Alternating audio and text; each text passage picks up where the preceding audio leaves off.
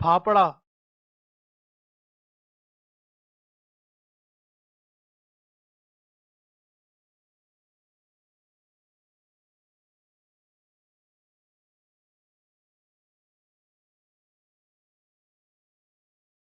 एक कप बेसन। एक चौथाई चाय का चमचा कुटी हुई अजवाइन। एक चौथाई चाय का चमचा हल्दी। एक चौथाई चाय का चमचा नमक। एक खाने का चमचा तेल। पानी। इसे गूंद लें।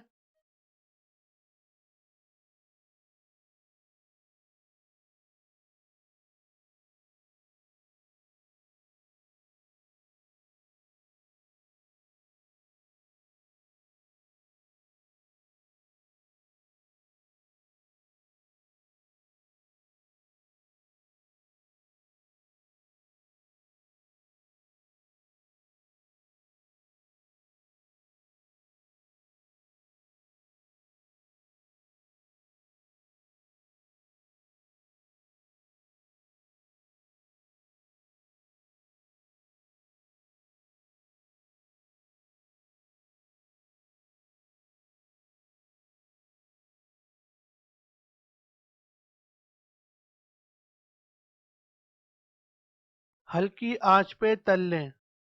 डालते वक्त आंच को थोड़ी देर के लिए तेज कर दें।